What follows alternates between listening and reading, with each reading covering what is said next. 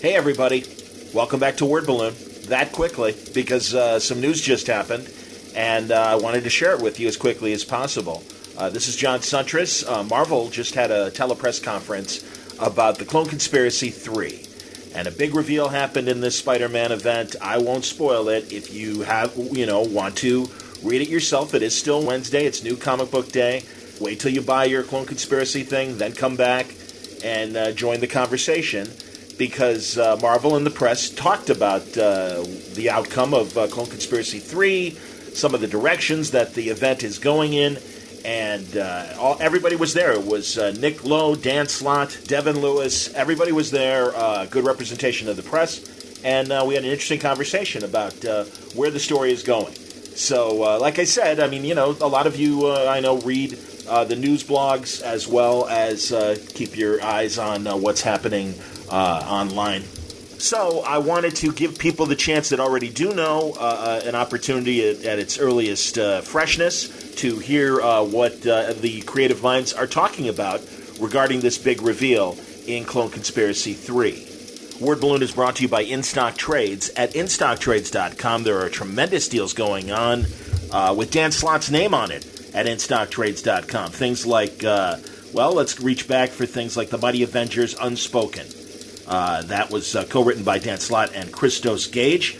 The book is 42% off. It's just $11.59. You can get The Mighty Avengers premiere hardcover, Earth's Mightiest, at 42% off, just $11.59. Spider-Man New Ways to Die. That reaches back in the Brand New Day years. Dan Slott, Mark Waid, 42% off. It is just $11.59. Kraven's First Hunt from the Brand New Day period. Kraven's Daughter. And Spider-Man's newest and most terrifying nemesis, as they said back in the day, 42% off, just $8.69. So tons more waiting for you at InStockTrades.com. You should check out the deals. They are happening now. InStockTrades.com. All right, let's join the press conference. Everyone is at attention, and Dan starts off with a pretty funny observation. Here is the Clone Conspiracy press conference. The Spider-Man event. Issue 3 just came out and laid a big bomb. Again, final warning, if you haven't read it, there are tons of spoilers, so please listen with caution. Stop right here and go pick up Clone Conspiracy 3 or, and then come back. But interesting conversation between Dan, the editors, and the press on this episode of Word Balloon. Oh, Newsarama, thanks for the headline. Like, which Clone Saga character is back? Yeah, no one figured that one out. And then following it with the word redacted really pushed it over the edge. I didn't write that headline. When I wrote it, it just said redacted. Oh, jeez. I wonder who that could be. All right, so I think we'll get started. So, all right, Dan, first question. How could you do this? No, I'm just kidding. I did want to ask you, you have been writing Amazing Spider-Man for better part of a decade at this point. Big That's reveal. That's the nicest way anyone will ever say you're old. No, I don't mean it that way. But everyone on this call got in advance of Clone Conspiracy 3. We're here to talk about the big twist there at the end. Over the course of your very, very lengthy run, you have what but now feels like it just felt like weeks, didn't it? Like it just it's fast. It goes quick. It did feel like you deliberately left Ben Reilly out of your stories, especially in light of today's reveal. So now that we're here, I wanted to ask, how long have you been planning this? Were there any seeds that you planted along the way, as you are often wont to do? Is there any clues that we missed? Spill it. No, you have to go back and you have to buy every single Spider-Man trade and search laboriously. They're all there. They're hidden, just like National Treasure.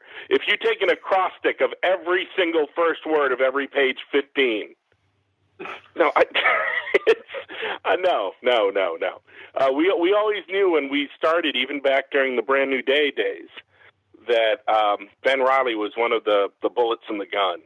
he was like, oh, man, people really want to see Ben Reilly back. There's a whole generation of fans who grew up where that was their Spider-Man. And he was tied up in something else for a long time, a story that never came about. And out of respect for those creators, we were all like keeping hands off of Ben Reilly. But every couple of years, we'd poke up our heads going, can we do that? What about now? What about now? How about now? So that's kind of the reason why we brought Kane back in that all-new status quo, and he became the Scarlet Spider. That was a way to leave that other story intact. And then we even did things like in Spider-Verse, like bringing a Ben Reilly from an alternate universe. But then once we got the blessing, it was like, okay, great, now we can finally do the Jackal story. There is a point in Spider Island where I was like, oh, come on, that's not Miles Warren, that's Ben Reilly. And people would ask me, like, how did he know Spider-Man's secret identity after the mind wipe? How did he know? And I would come up with all these alternate, Marvel no prize answers. But in my back pocket, I always had, because he's Ben Reilly. He took over for the Jackal ages ago.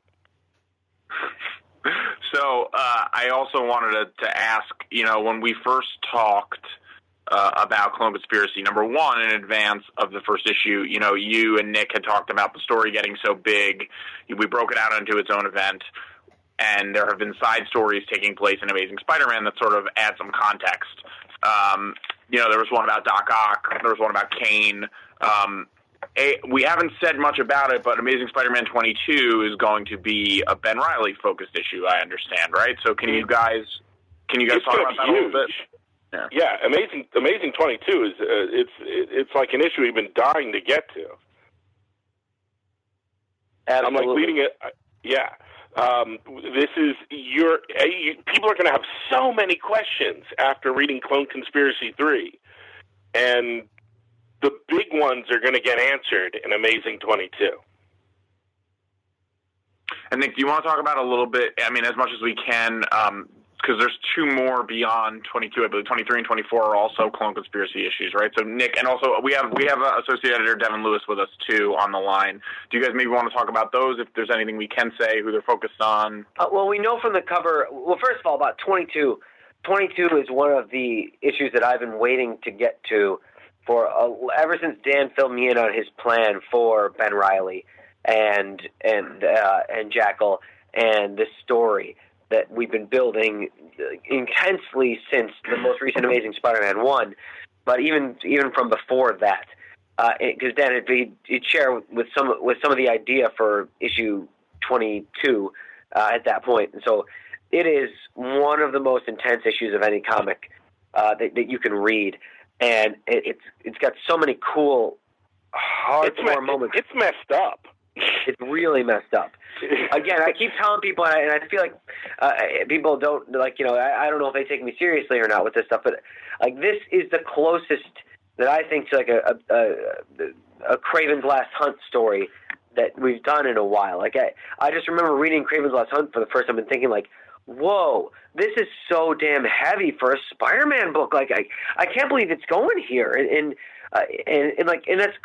I shouldn't be that shocked, because there have been Stark Spider-Man stories even from the very beginning, even from Stan and Steve, but you forget that because you think Spider-Man, he's fun, he's bouncy, and this is as far as our events go, because we've had really cool big events, but usually they're big pyrotechnic Hollywood summer blockbusters, and this is a Darren Aronofsky blockbuster. This is we go to some a horror bend. Yeah, we go to some dark places in here. I don't think people expect that and understand how intense this one would be or has been.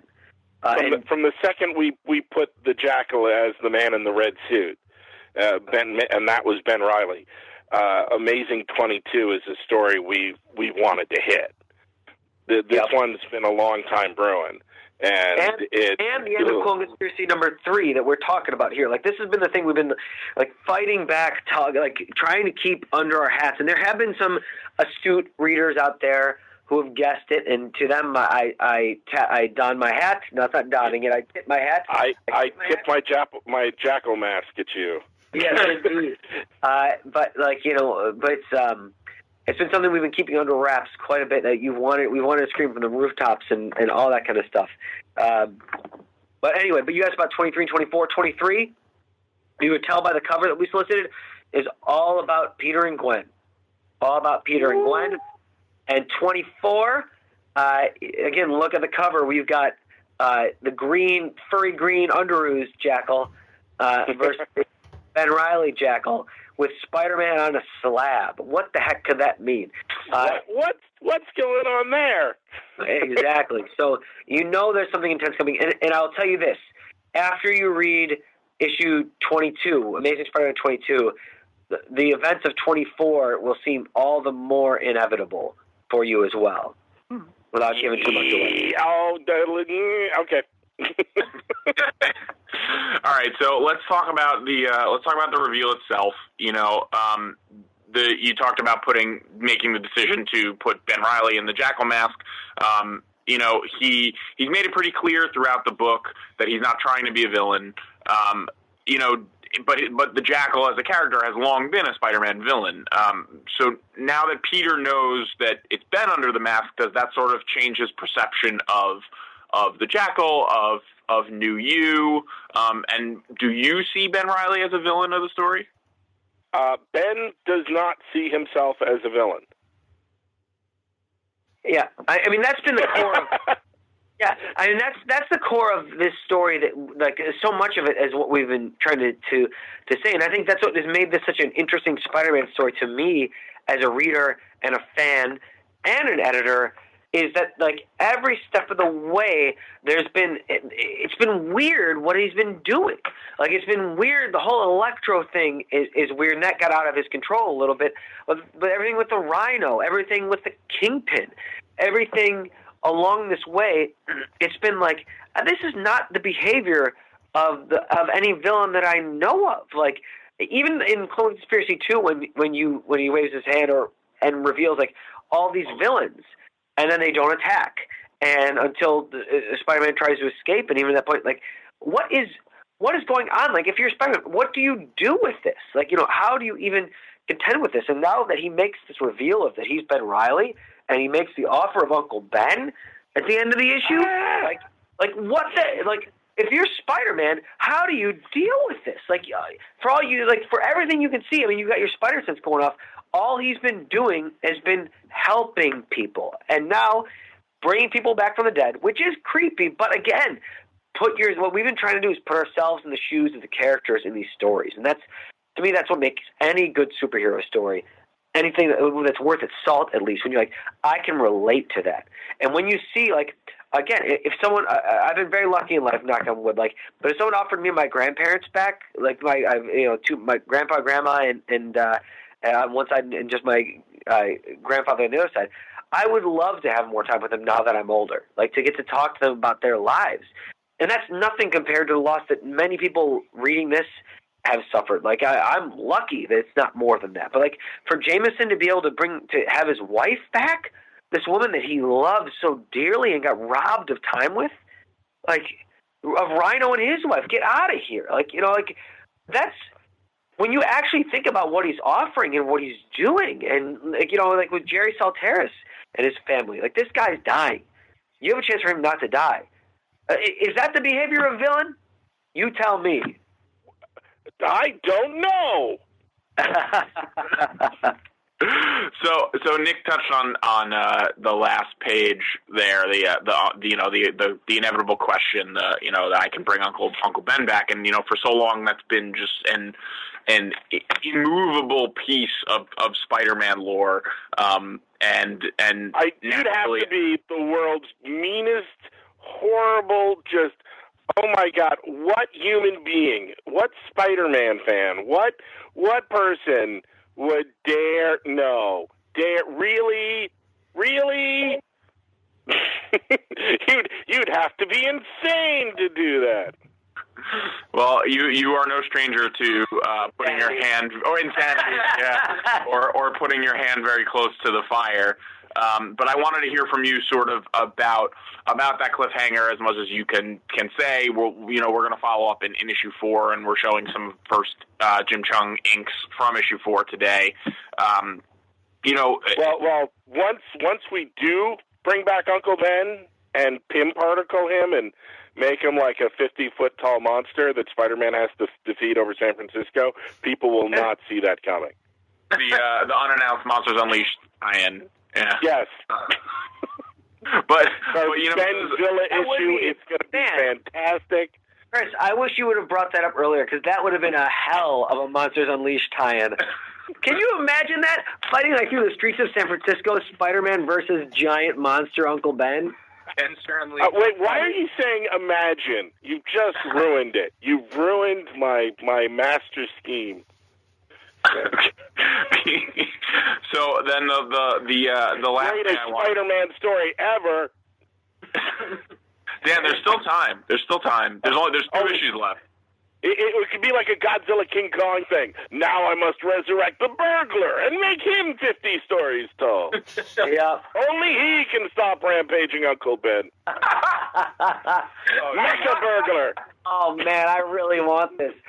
Oh, this is really good. Dude, Amazing Spider-Man Annual next year. Oh, man, I kind of want that. So, as I said, there are 2 issues left. Cloak Conspiracy and Barry with issue 5. I mean, Dan, there is still time.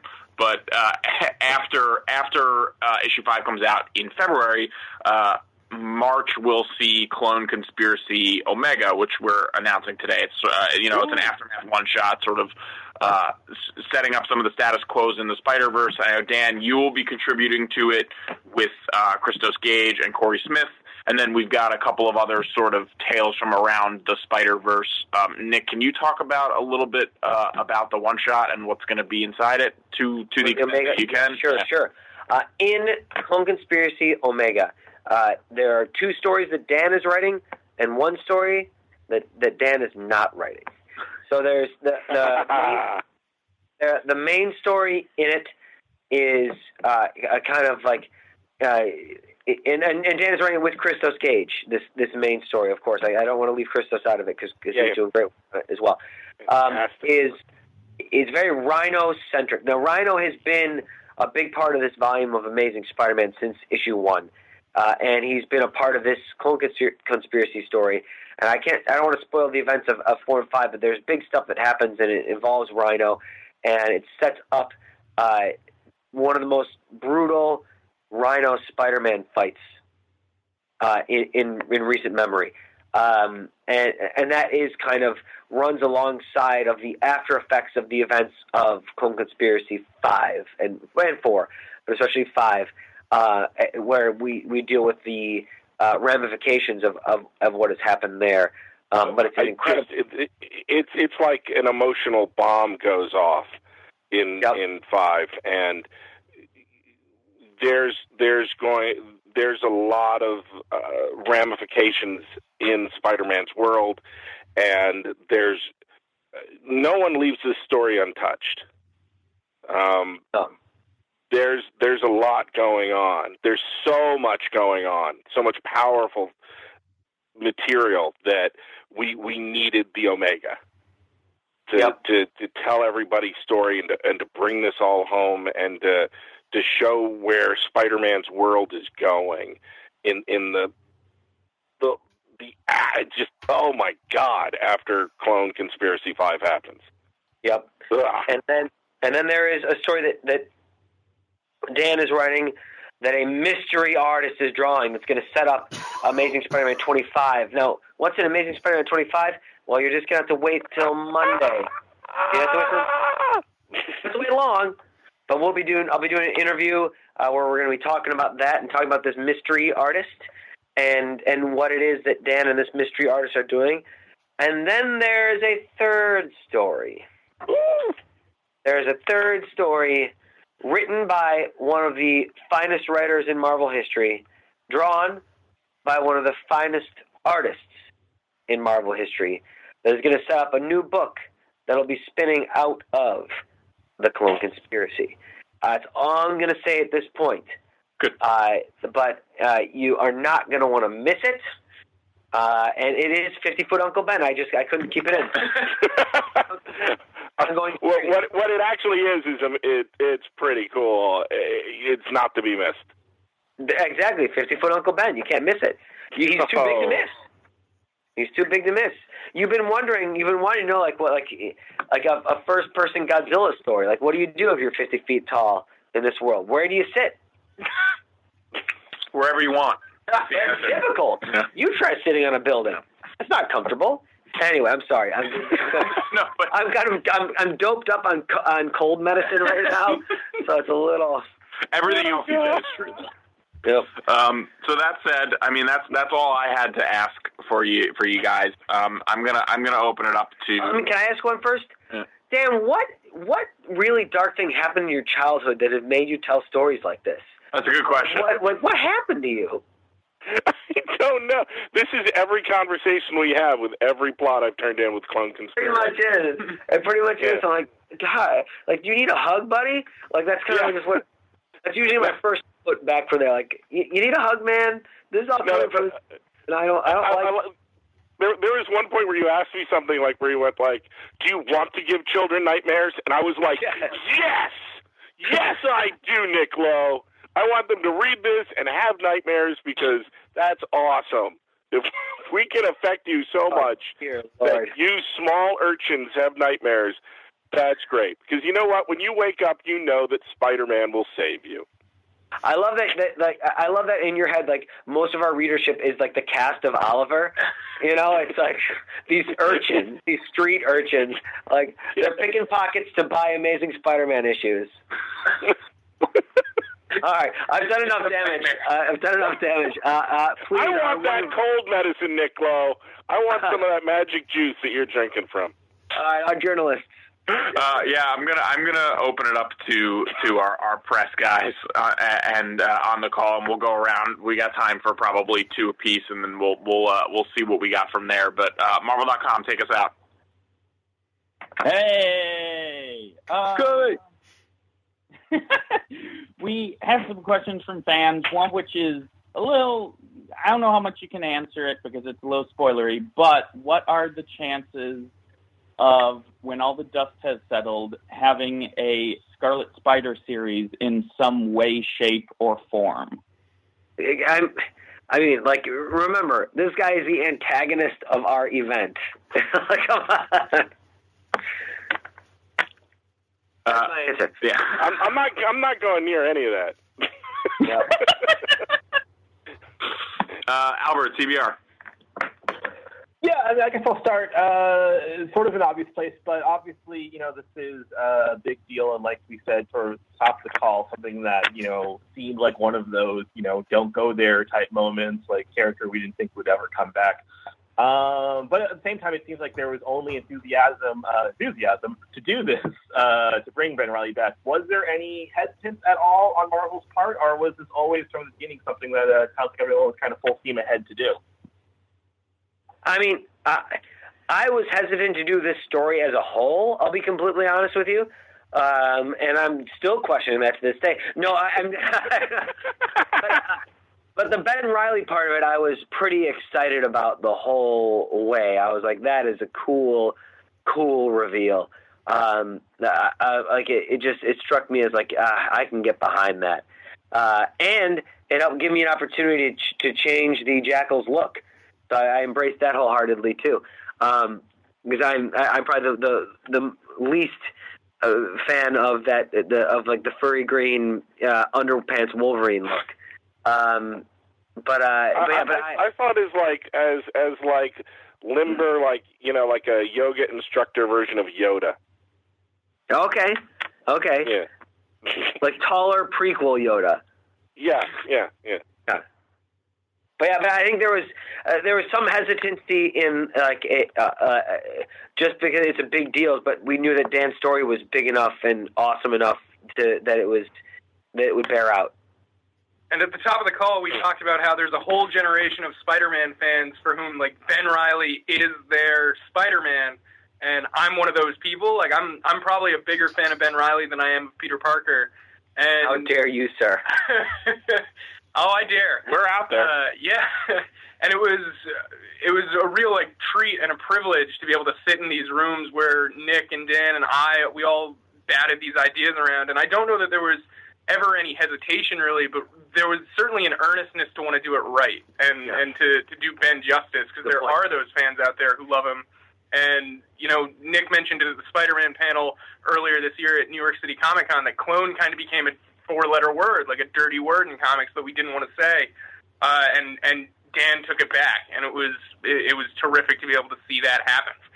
One of the things that was really helpful about that was that clone actually does have 5 letters. So. Oh, no! I helpful. Can't count. No, I'm kidding. No, but I've been working on Spidey for a while, and at signings and cons and shows, one of the most frequent questions I get, and you see it from all these people from this specific age group, is, when's Ben Reilly coming back? When's Ben Reilly coming back? I've lost count of how many times, like, people just wanted him back. So, you know, my goal was to bring him back in a way that made you scream and pull your hair out and go, no! I wanted him back, but not like this! Not like this! So that was fun. Jamie, comicbook.com. Jamie? Or Jamie? I think we killed him. Bring in the clone. Yeah. Where's Devin? Nicole, ICB2. Yeah, so you guys are doing the Omega story to wrap things up. When is that coming out? That'll be out in March. Okay, and are you doing any alternate covers or anything with that, or any sort of promotion for the retailers? Yeah, I believe there's a variant or 2 on the Omega. But I think there's an artist variant and a classic artist variant. Yeah, we'll have a little bit more information about those with the March solicits and the March catalog, which will be out probably by the end of December. Yep. And Omega will come out between Amazing Spider-Man 24 and Amazing Spider-Man 25, as it kind of closes out Clone Conspiracy and it dips your toe into the pool of everything that follows afterwards. Yeah, and as it's as far as your question to retailers, I can speak that a little bit. Being that it's going to be setting up some future stuff for the Spider-Man line, we're going to make sure that retailers have accurate information on what's in the book and what to expect as far as ordering it for fans ahead of time. Okay. So. And that cover, it's got a cover by James Herron. Yeah. For those of you who know his work on Rumble and on a bunch of Hellboy stuff and stuff like that, and some Marvel stuff back in the day as well. Good, gosh, probably like 6-7 years ago at this point. But yeah, it's awesome Rhino and Spider-Man cover that I think we released to all of you now. Mm-hmm.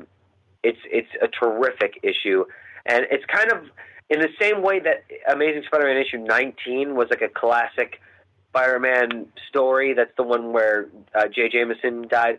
This one feels very much to me, Omega, like a classic Spider-Man story, and with some Rhino stories of the past, or kind of like the Juggernaut issue way back in the day. This. I think this is going to be another one that people point at and be like, "Whoa! Like this is Spider-Man to a T."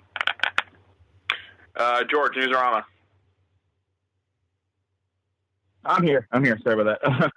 So, you've made it pretty clear at this point that Ben Reilly doesn't see himself as a villain, and, why would he? He's always been a hero since we've known him. So that begs the question, is there a villain? Have we actually met the man behind the curtain at this point, or is there someone, pulling Ben Reilly's strings? It's not about there being a villain, it's about there being an antagonist. Yep. No, it was something like that. So you guys know that before I was in Spider stuff, I came from the X-Men stuff and X-Men part of the universe, and our editor-in-chief now, Axel Alonso, was my boss for a long time over there. And one of the things that he always stressed that we try to do as much as possible, it's with your antagonist and your protagonist, it's not always about good or evil and that sort of thing. You want to make sure they both have clear, concrete goals, and it's the cool thing is when their goals are, conflicting or that sort of thing. And I think that's one of the neatest things about this event that for Spider-Verse we had the Inheritors and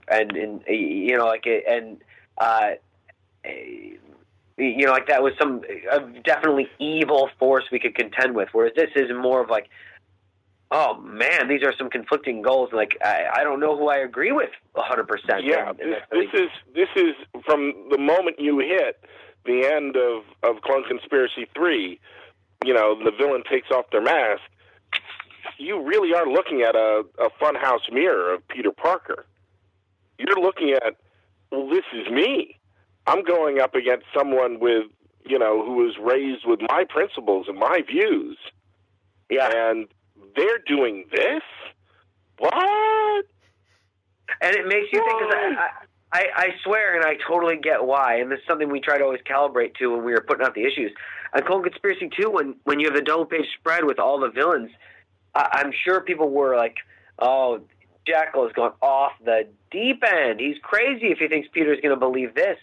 But then when you see Ben Reilly, just like I think was going through Peter's head at this very moment of the story, is like, oh, maybe he was serious. Oh, boy. And that's what fascinates me about the story, and that's kind of what made me greenlight it, was like, this ain't simple. This isn't cut and dry. And it's the rare Spider-Man story, and those are usually our favorites that deal with those times where you're like, yeah, I don't know what I would do in this situation. John, word balloon. Hey guys, building on that, I think obviously the interesting thing is going to be the conversations that still need to be had in the last two issues. Have all of, without spoiling, has everyone that is in Peter's inner circle had the opportunity for those conversations, or are there moments like that yet to come? You mean about like life and death and No, that sort of stuff? You mean? No, I mean specifically. Yeah, that's obviously the subject. I'm asking about the participants of those subjects. Are there more Spider-Man family people that still haven't been revealed yet that will be, at least even on a surface level? And again, I'm not looking for spoilers. Well, I guess I am, but I'm saying I'm trying to cover it as in a way not to reveal. John, you're going to have to wait and see how the story plays out. Yeah. The one thing I can promise you, and again, it's because we talked about, we know it's on the cover. We know it's Amazing Spider-Man 23, and you get some of this in Clone 4, but like Amazing Spider-Man 23 gets kind of what we've been promising from the beginning of the story, which is some Gwen Stacy time. Like, once we made the reveal in Clone Conspiracy 2 that the Gwen that you met in number 1 and that you possibly saw in Free Comic Book Day was actually Spider-Gwen pretending to be her. There is, like, we've seen the Gwen Stacy out there, and between her and I'll also promise, like, we get some Captain Stacy time, who is someone who to me casts nearly as big a shadow as Gwen does on Spider-Man's past. Like, they had such an important relationship for Peter. We get a significant amount of time with them in Clone 4, and then especially in Amazing Spider-Man 23. And there's some other... Amazing 23 really is a chance to, get to the heart of the emotions of this, and really allow Peter to have time with the what's effectively that we saw in Clone Conspiracy 1, the real Gwen. Sure. You're going to have to check out Amazing 23. And some of those conversations will also take place in the tie-in issues as well. Like, there are so many members of Spider-Man supporting cast who have who have come back not only in Clone Conspiracy and The Amazing Spider-Man, but also in books like Prowler and Silk. Like Maddie Franklin, the third Spider-Woman, she's been making a big mark in Silk, and she's had conversations with J. Jonah Jameson and Marla Jameson, and there's a lot of Spidey's orbiting cast. Yeah, and Prowler and Madam Web and Prowler. Yeah, Cassandra Webb is alive again, and she's interacting with Electro and the villains in the underworld, and there are a lot of familiar faces in those tie-in issues as well that might be exciting to Spidey faithful, the Spidey faithful. Jesse, IGN. So building on that a little more, I think for me the most interesting development in the story so far is the idea that Gwen's not only back, but she actually sort of resents Peter for failing to save her back in the day. And excuse me, is that something that you're going to be digging into more in these next couple issues as you get more into the emotions of the story and all that? Yeah. Yes. That the right now, I think what a lot of people have seen online is, fans reacting to that revelation and reviewers reacting to that revelation. And I think people have been bringing a lot of their expectations and their personal interpretations to the fold. And we haven't really seen Gwen and Peter have a face-to-face about this. And that we'll see more of that in Amazing 23. The cards will go on the table. All right, so I think we can circle back around again, and maybe we got time to go another round. Marvel.com. So you guys, now you've revealed that the Jackal is Ben Reilly, when we thought it was Miles Warren the entire time, which begs the question, where is Miles Warren? And is that a question that you'll be addressing in the story? We've seen like 20 Miles Warrens. all of his lackeys are Miles Warrens. That's kind of fun, and I don't think people have reacted to that yet when they realize it, because right now we've had the Jackal, and it's been this way since Spider Island. Whenever he shows up, he's being waited on hand and foot by like 20 Miles Warrens. And now we realize, oh my God, that was Ben Reilly being waited on by all those Miles Warrens. What is going on? So you're going to have to wait and see about that. Albert, CBR.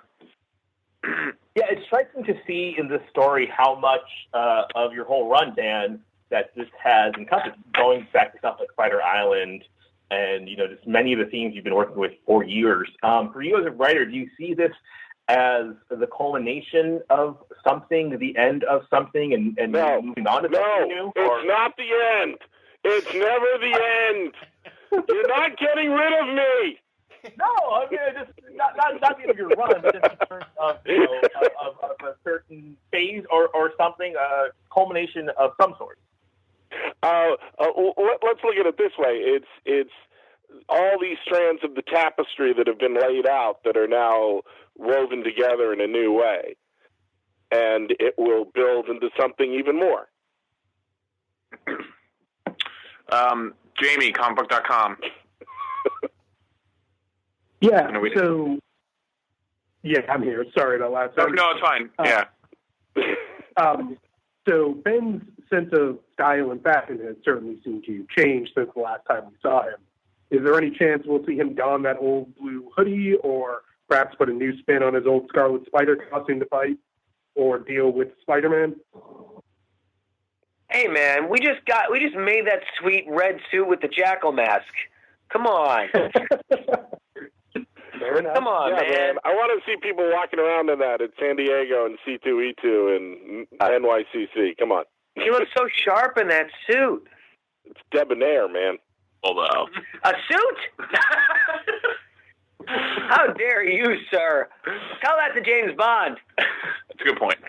Jamie, I know we missed you on the first round, so if you have another one, go for it, or we can come back around. Sure. So we saw the reveal. We haven't yet gone to really see Peter's reaction, but what's kind of his initial feelings for Ben that you can say so far? Does he look at him as a brother, as kind of this nightmare from his past? What's his initial kind of gut? Well, right now it's shock. It's the exact opposite of someone dying. It is, oh my God, they're back. And we've already seen him say it. It's, like you turned into goo. You burned away into dust in my arms. I am so confused. Yeah, well, and you got to remember the last time you saw him, pre-goo, he was a hero. He was a hero, and he had been being Spider-Man to the world, right around that time. And so and then he got to fight alongside him, a different version of him in Spider-Verse a little bit.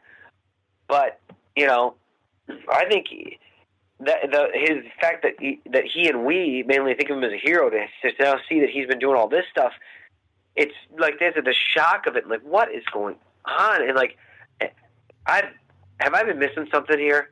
What am I seeing wrong? What's going on? Yeah. Nicole, ITV2. You said that Amazing Spider-Man number 24 is going to focus on Ben Reilly's story. So is that kind of going to be a standalone? 2022? Yeah, 22. 24. 24. The Jackal and Ben Reilly and stuff. Yep. But Okay. especially, but 22 is focused. Is the first focus issue on that. 24, as you'll see from the events of Clone Conspiracy 4 and 5, will have won't be telling the backstory of Ben Reilly. That's what 22 does. 22 tells you more like the backstory of Ben, how he got here, what he's been doing, and then 24 is up to the present day. So Okay. I don't know if that answered your question, but if it didn't, go for it, Nicole. Well, just basically, I'm wondering whether retailers are going to need to stock up on either one of those issues because it's a seminal part of the storyline that's going to be changing. With Clone Conspiracy 3, if you're a retailer and your customers are freaking out right now and asking a million questions, Amazing 22 is the issue that's going to answer those questions. Yeah, I think it's safe to say that Amazing 22. Sorry, I didn't mean to cut you off, Dan. Is kind of filling in the blanks of where Ben has been up to this point. Is that accurate? So for anyone who's kind of wondering like how we got here at the end of Clone Conspiracy 3, I would definitely point retailers and fans to ASM 22.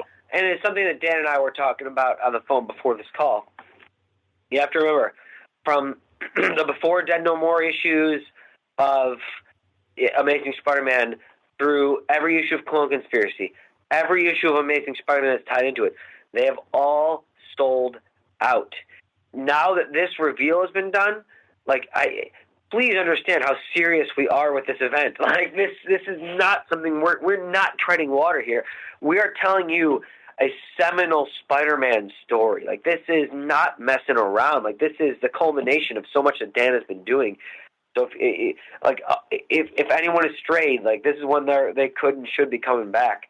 This is if you're someone who was a diehard fan in the 90s, and this story has went, oh my God, they're going near the third rail of the clones again, and I want to jump back in and I want to see what's going on. Amazing 22 is going to be a really important issue for them, for that fan of your fan base. For anyone who's been a Ben Reilly fan ever, you're going to want to read Amazing 22. And like Nick was saying before, like issue 19 sold out back to press, 20 sold out back to press, 21 sold out back to press, Clone Conspiracy 1 and 2 sold out back to press, Clone Conspiracy 1 back for a third printing. These things, you want to have them in stock, please. Yeah, especially because there's more, we got more up our sleeve. There's a couple moments in ASM 22 that I also think are going to have people talking, and as readers and as retailers, you don't want to wait till the second day of it to get there. These are experiences for anyone who's coming to this, who heard the Ben Reilly news through people talking online or after the fact. I'm telling you, the experience of reading it and not knowing it was coming and then hitting you like a ton of bricks was better than that. And there are moments that are going to come up that are better to read it firsthand than to read it secondhand. 22's messed up. It's so messed up. Yeah, it is. We had so much fun putting this together. So is Clone 4, man. It's messed up. And there are characters that we've set up in issues 1 and 2 of Clone Conspiracy that were pretty quiet in 3, and they won't be very much longer. George, news around. We're not taking our foot off the gas on this one. Yep. George? So, yes. So there's kind of inevitable way that this story almost has to end, because in a world where death is meaningless, what's the point of being Spider-Man? So I guess my question is, are you really going to have Peter Parker kill Uncle Ben himself? Oh, my God. Only 50 foot. I knew we were going Only back 50 to that. foot Uncle Ben. Like, I don't think, guys, I'm telling you so much here. Like, there's so many times where I was like, Dan, like, they're out. Like, do you realize where you're pointing the story? And I don't know if he did, and sometimes he did. He'd say he did. I'm like, these are the ramifications of it, and like, this is serious stuff, and we have to be ready to handle it right. And it was like, well, let's try, let's go for it. Like, I'm telling you, the last 2 issues of this are really troubling.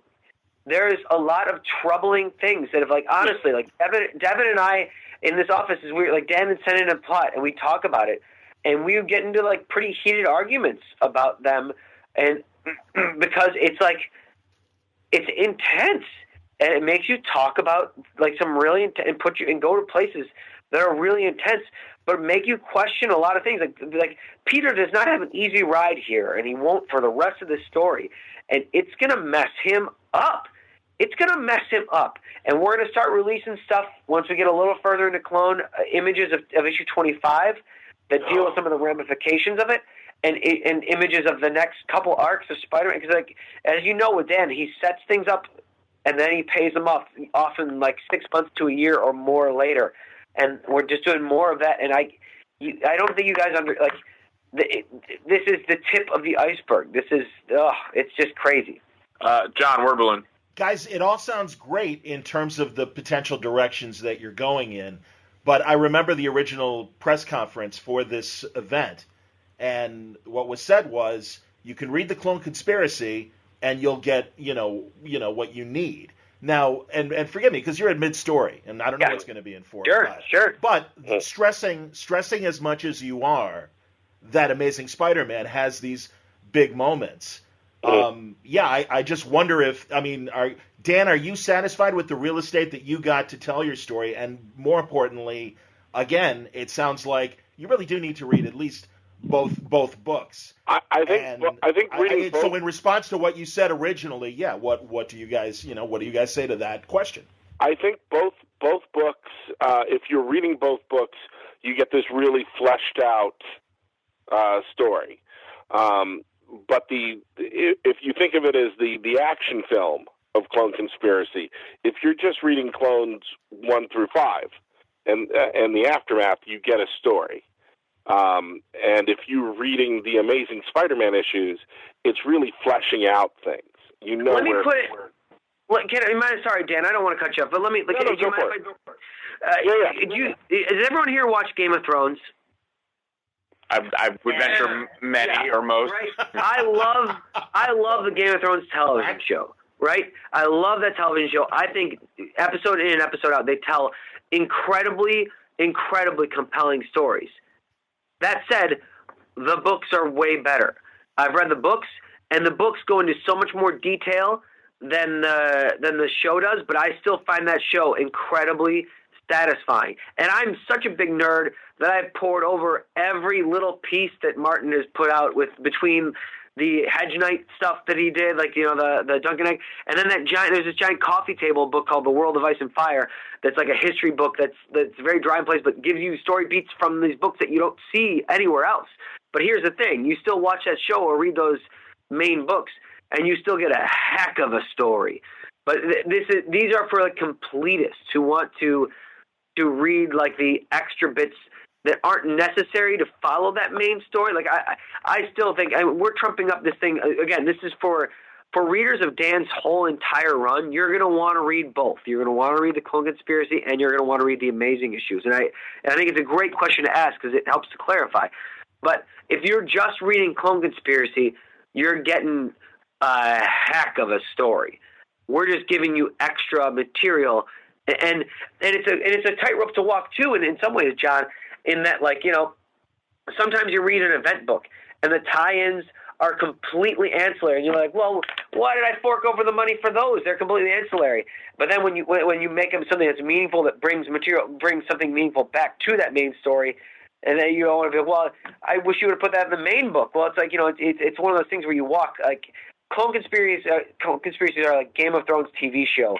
And then the books and everything ancillary to that is what Amazing is, and Prowler and Silk. Like, they're going to flesh it out in ways that you don't need to know, but it will make a better experience. That's for damn sure. I think the most important thing to take from what Nick said is that I should be drawing a George R.R. Martin salary. What we should all take from that. Hey, we don't know what he makes. Jesse, I think this will probably be our final question. No pressure. So it almost seems like Clone Conspiracy is a loose sort of sequel to Spider-Verse, just in terms of the multiverse angle. Are we going to see more Spider-Verse elements or connections come into play in these next couple issues? Other than it's Spider-Gwen is helping out and Kane are running around, I think that's as Spider-Verse-y as we're getting.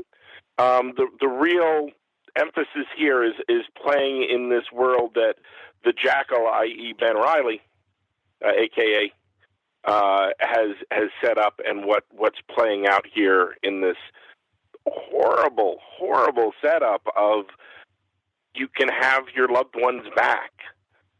You can have all your past mistakes back. It's this terrible emotional monkey's paw. And, of course, since it's the world of Spider-Man, there will be punching and hitting. I think that's a good note to end on. Dan, thank you. Yes. Just a couple dates for you guys before we send off. I thought you never asked. Oh, Nick is in the middle of editing a Spider-Man, a Miles Spider-Gwen issue where they're kissing a lot, so Nick's got romance on the brain. A couple dates for you guys. Amazing Spider-Man 22 is going to be out in 2 weeks. I know we talk about that a lot. Clone Conspiracy 4 will be out in January, and then the Omega issue, which we announced today, will be out in March.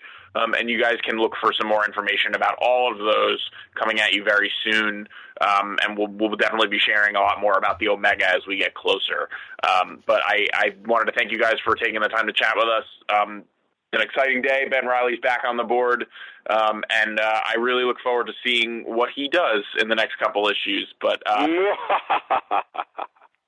Dan, thank you for taking the time to chat with us. And everybody who took the time out of their day to call in and ask questions, thank you guys very much. We'll talk to you guys next time.